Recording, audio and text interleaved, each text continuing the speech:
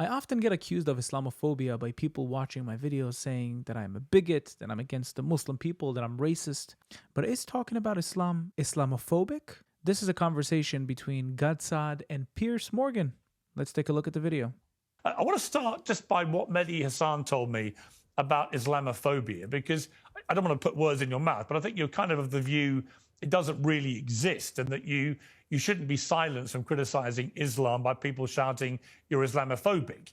Now, Mehdi Hassan, and I subscribe to this as well, I think if you launch the kind of ferocious, relentless attacks that someone like Tommy Robinson has done on Islam and Muslims in the way that he's done so many times, it's eventually pretty painfully obvious to people that you're coming at this from a bigoted position. And therefore, by the dictionary definition of Islamophobia, if it comes from a place of hate, that actually is Islamophobia, isn't it? Thank you so much for having me back, Piers. The devil is in the details, right? So if I were to say that Jews are inherently diseased, they are degenerates, they are evil, they're parasites, that would be anti-Semitic. If I say there are teachings in the Torah that are abhorrent given today's moral codes, that wouldn't be anti-Semitic. So if you were to make dispositional statements about individual Muslims, that would be Muslim bigotry. But if you say anything you want about the codified content of Islam, then by definition, that cannot be Islamophobic. Beautiful, beautiful answer. And let me also expand with my opinion. So when I talk against Islam, I'm not talking against Muslim people. I talk against specific teachings in the Quran, the book of codes for the Muslim people. Now, if there are teachings in the Quran that are completely against the Western values that we have today, then I'm going to bring it out. And the reason I'm going to bring it out is because radical Islamists are going to take this book almost to the letter, and they are going to implement it and then justify it by saying he was a kuffar, he was a disbeliever, he had it coming, only because of their book. It is perfectly allowed to criticize the book of the Muslims. It's perfectly allowed to criticize the book of the Jews, and it's perfectly allowed to criticize the book of the Christians. If we see specific teachings in the Quran that we do not agree with, it's perfectly fine to talk about it. Okay, so let me play you a little mashup of examples, I would say, where Tommy Robinson has displayed Islamophobia by the criteria in the dictionary. Let's take a look.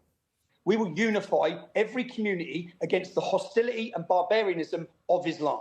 I'm not racist. I despise racism. Islam is not a race. Islam is a fascist, violent ideology which masquerades as a religion. Every single Muslim watching this video on YouTube, on 7/7, you got away with killing and maiming British citizens. But we embrace migrants that come to this country and love it. The problem is Islamic migrants come to this country and declare war on it.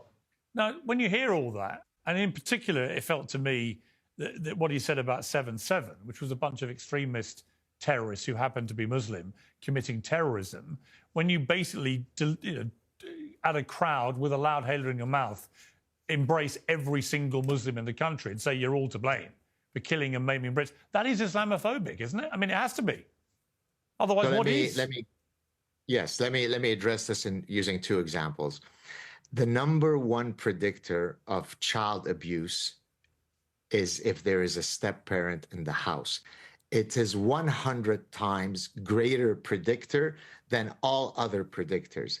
And yet, most step-parents are perfectly lovely and kind and don't commit abuse.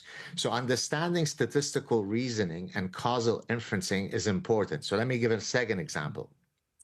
Since 9/11 alone, there have been 46,000 plus terror attacks committed in roughly 70 countries by Islamic terrorists. That is a crazy, ridiculous number. Ridiculous number since 9/11. 46,000 plus terrorist attacks committed by Islamists in 70 countries around the world. And why do you think they all have such a big commonality? Maybe because their book justifies it, justifies fighting with the disbelievers, with the kuffars. It's their book that justifies it. It's their code of laws that justify it. And they go ahead and do it. Now, if you would have told me, yes, it's the same in the Jewish book and it's the same in the Christian book, all right. If it's in there, why don't you see a bunch of Jews going and committing attacks based on their books, based on specific teachings? You don't see it. And because you don't see it, it doesn't raise an eyebrow to anyone. But you do see it with Islam. That's the difference between the two. Let's continue. Terror attacks committed in roughly 70 countries by Islamic terrorists. That is an absolute fact, notwithstanding the fact that out of 2 billion Muslims, most did not commit terrorist acts. So we can point to 7/7 and say that that was driven by Islamic ideology, while also speaking from the other side of our mouths that most Muslims that we'll ever meet are peaceful. Both of those two statements are true. But what the peaceful Muslims would say is that actually it's the twisting of the Islam ideology by extremists that is the problem. It's not a genuine interpretation of Islam, because the vast majority of Muslims are peaceful. So they say, that's look, not true. Well, is it not true? No, it isn't. If that wasn't... If you go to the majority of the peaceful Muslims around the world and you ask them, do you condemn what Hamas did on October 7th? The majority is going to say, no, they're freedom fighters. They're there to fight Israel. They're doing the dirty job of Islam, of the Islamic world, and they're not going to condemn it. So if you call them peaceful people, yet they don't condemn a terrorist organization that would kill the people in the West in a second, then they're not peaceful people. They're willfully ignorant people, and they're not actually ignoring it. Of course, they're well aware of what happened on October 7th, but they're just saying, listen, this is a war with the kuffars. It's supposed to happen, and that's it. They're not a terrorist organization. They should stay, which now poses a risk on the West. True. So If that wasn't true, then wouldn't de facto most Muslims commit acts of terrorism? Most Jews eat prosciutto and also eat shrimps, but they're not practicing a more gentle form of kosher law. They simply ignore the fact that kosher laws dictate that you don't eat shrimps and that you don't eat prosciutto, right? I eat prosciutto. I'm Jewish. I'm not practicing a more peaceful version of Judaism. I just ignore that which I don't wish to apply. Most Muslims don't commit those acts because they are kind and decent people who choose to ignore whichever they don't wish to follow in their texts. But does Islam contain endless quotes, endless edicts that are profoundly problematic to the kuffar? The answer is a resounding yes. Does the Bible do that? Yeah, of course the Bible does that. Right. But so the same. as far as you're saying you would have the same view of Christianity, for example, would you? right. Well, if Christians were going around right now quoting passages from the New Testament and committing 46,000 plus terror attacks in nearly 70 countries since 9/11 alone, then I would say we need to worry about those texts. I would have said the same thing. He's right. He's got a point. He's got a point. We don't go and commit terror attacks around the world on behalf of our religion. And they do. It's perfectly fine to raise an eyebrow and say, what's going on? Why are these specific group of people committing these attacks? And for what reason? Why does a Muslim person decides to drive into a Christmas parade in Germany? What gives them the justification? What does? Other than this. Guys, open your eyes just a little bit and you'll be happy. A little bit.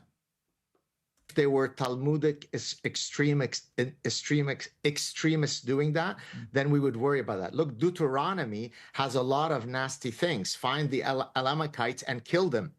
But I don't know many guys called Mordechai Rubenstein looking for Amalekites to kill them. So, common sense matters, right? Most Muslims are lovely. I know more Muslims than most people will ever meet in their lives.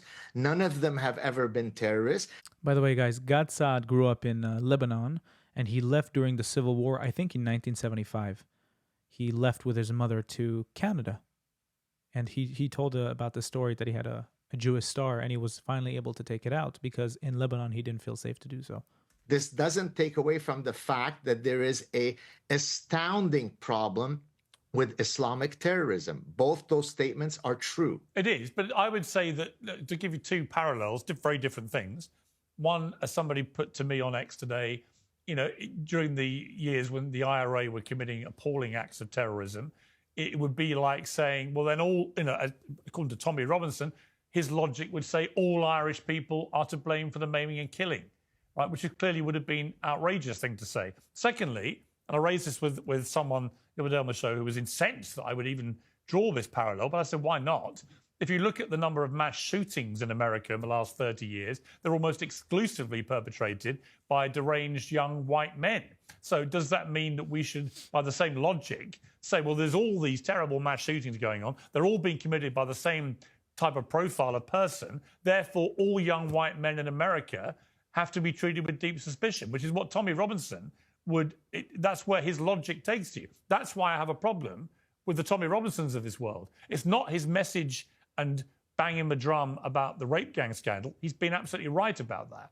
It's just he's such a flawed messenger for all sorts of other reasons. And the reason that's problematic is because he gets used by people who are trying to avoid accountability because they say, well, look at this guy, the one who's shouting loudest about us. Look at him. He's a convicted football thug. He beats up policemen and gets convicted for it. He's a mortgage fraudster. He's a passport faker. He's committed contempt of court 3 times. He's nearly wrecked trials involving the rape gang scandals. He's made a Syrian refugee boy's life utter hell with his lies. That's why he's now in prison, and so on. In other words, by demonizing the messenger, those who should be held to account are able to hide behind Tommy Robinson being the flag bearer for all this. I think that is a problem. Look, Tommy Robinson has some issues in his past. I don't know all of them, although I've had a chance to have long conversations with him. He's even come to visit me in Montreal. He never, in my presence, said anything that struck me as bigoted or racist. So I'm not here to defend Tommy Robinson. Christopher Hitchens, whom I'm sure you know well, he's a compatriot British. Excuse me? I employed him when I was editor of the Daily Mirror. And you know when I employed him? I know what you're about to say to me about what he said about Islamophobia. Before you say it, and you're right to say it, I would point out I hired him during the Iraq War. Christopher, for the people who don't know, criticizes Islam a lot. And that's why Gad Saad brought him up. So he's very similar to Tommy Robinson, very similar to Douglas Murray, who criticizes Islam a lot. And I think that's the reason why he brought him up. Because he supported that war, and the paper opposed it before, during, and after. And I thought it was important to have a voice in the paper up against John Pilger, actually, quite often, who was obviously viscerally against the war. But I let Hitchens run riot, even though I thought he was completely wrong. And even though I look back on it now and I'm convinced he was completely wrong. So Hitchens wasn't always right before you say to me what he said about Islamophobia, which you're about to do. Well, I mean, yes, I could make the point about what he said about Islamophobia, but the point that I was going to make is that Christopher Hitchens is, and I think you'll probably agree with this, one of the most eloquent speakers that we will have ever seen, right? He has a beautiful British accent. He speaks with a beautiful vocabulary, as does Douglas Murray. So they may say things that are, in terms of their content, absolutely indistinguishable from anything that Tommy Robinson says. But Tommy Robinson's style, his accent, is one that serves as an aesthetic injury to the people who carry the progressive lisp. And therefore, people react to Tommy Robinson because of his style of delivery. Elon Musk. Very interesting point. Never thought about this. Because of the way that Tommy Robinson carries himself, he gets distinguished from people like Douglas Murray. Very interesting point. I haven't thought about it. Who's, as you know, is a good friend of mine, has a direct way of speaking that is not as eloquent as Christopher Hitchens. That doesn't in any way imply that what he is saying is not veridical. So we have to differentiate between the substance and the content. I don't disagree. Tommy Robinson, I've always said that actually about Donald Trump. Same thing, that the rhetoric often bears little relation to what he actually does. I also think it's important to focus on what people actually do. You know, my problem with Elon, who I think is a complete genius, My problem over this week has been the way he's targeted Jess Phillips, a female MP, in my view, wrongly and inaccurately, but that's neither here nor there. By calling her a genocidal rape apologist, he's put a massive target on her head where people have now been arrested for threatening her life. And we've had 2 members of parliament, including a young woman, who've been murdered in the last 10 years in this country. I just think that kind of language crosses a line. I mean, would you agree? Look, I hear you. I get that. I've been accused of being the orchestrator of the killing of Gazan children. I sit as a professor who's 60 years old in Montreal doing evolutionary psychology research. I have nothing to do with the killing of anyone in Gaza, yet I am the baby genocidal killer. So, of course, I empathize with the point that you're making. And that's why I said that sometimes Elon might be very blunt in the way he says what he says, but the content of what he's saying, the ire that he has, really is coming from a good place, right? Britain does suffer from an orgiastic form of suicidal empathy, the topic of my forthcoming book, because This guy writes so many books. Do you see the books behind him? All of the books in the back are his. Gad Saad is a master. I like the way he speaks. they're much more desirous of protecting the sensibilities of their Muslim population than to worry about the integrity of the bodily and the integrity of children. That's not a good calculus to have. I think that's what triggered the ire of Elon. The fact that he went after this person is regrettable. I share your concern there. But again, I think the fact that you and I and others are having these important conversations, only good things can come from No, that. I completely agree. And actually having Mehdi first, you now, having Matthew here who has his views about it. I mean, it's interesting what you just said. It's not a million miles away from what Matthew said. I feel like it's not talking about Islam anymore. But just to sum it up, 46,000 terrorist attacks around the world in 70 countries were committed by Muslims, by radical Islamists since 9/11. Now, if you try to accuse other religions and accusing, Jews and accusing Christians of committing these attacks because it says it in their books, then you are wrong, because even if it says it in the book, and I'm sure you can find eye-opening quotes in the Bible or in the New Testament, we don't commit these crimes, unlike Islamists who do it and then justify it by the Quran, by what their messenger and prophet said. Thank you so much for watching, and don't forget to like, comment, and subscribe to this video so we can get to a larger audience and a wider audience. Thank you, and until next time, bye-bye.